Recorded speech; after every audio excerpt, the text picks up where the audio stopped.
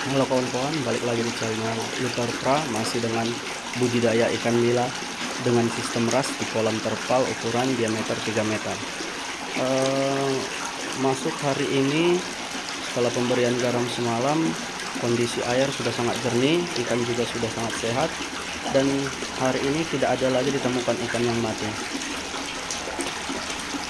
Nah, selanjutnya setelah pemberian garam semalam, kita akan menaburkan kembali bakteri starter ke dalam media filter dan ke dalam kolam kita. Nah, bakteri starter yang saya gunakan adalah ini, Nitrobacter, karena dia mengandung Nitrosomonas dan Nitrobacter sp.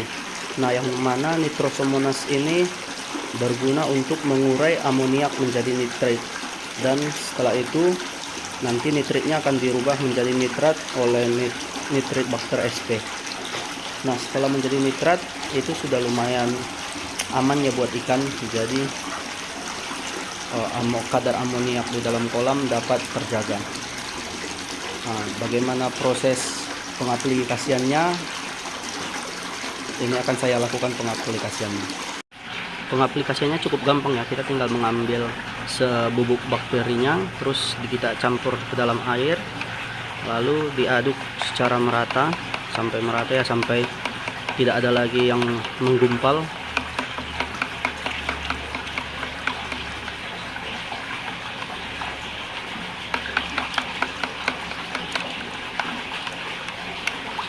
Nah, setelah merata seperti ini, kita tinggal menaburkannya ke dalam kolam.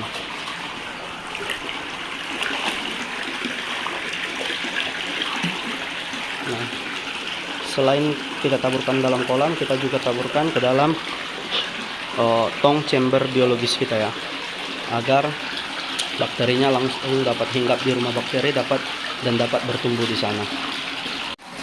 Setelah kita taburkan dalam kolam, selanjutnya kita juga taburkan ke dalam chamber biologis ya. Kita taburkan ke dalam chamber biologis.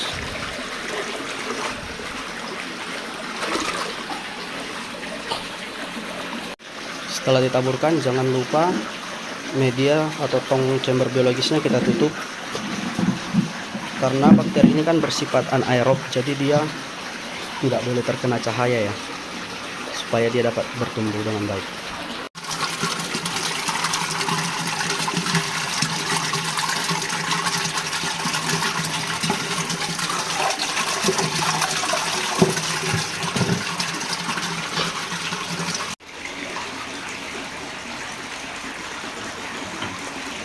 Nah, terakhir sisanya saya masukkan kembali ke kolam.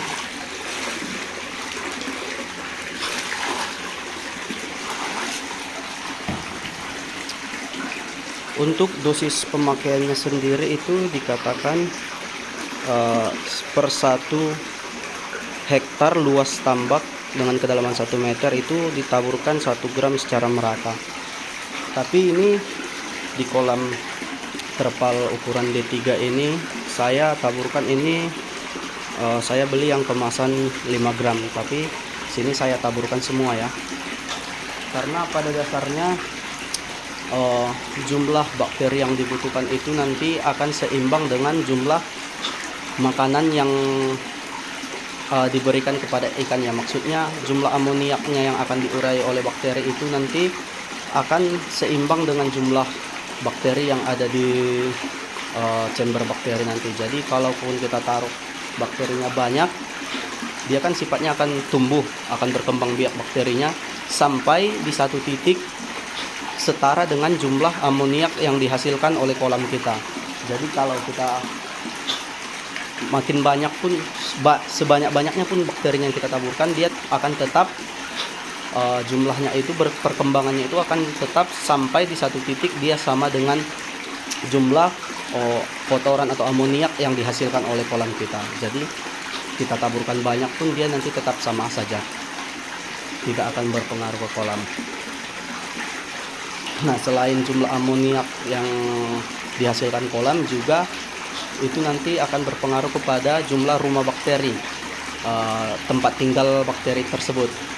Seberapa banyak jumlahnya itu akan namanya itu akan menyentuh titik equilibrium antara rumah bakteri, jumlah bakteri, dan jumlah pakan amoniak yang dikonsumsi oleh bakteri tersebut. Jadi setelah penaburan bakteri ini, kita tinggal menunggu nanti sore sudah bisa kembali kolam ikan-ikan di dalam kolam kembali diberi pakan seperti biasa. Dan semoga tidak ada lagi ikan yang terkena jamur atau kembali terkena jamur. Jadi semoga ikan sehat sampai masa panen nanti. Sekian video untuk hari ini. Terima kasih.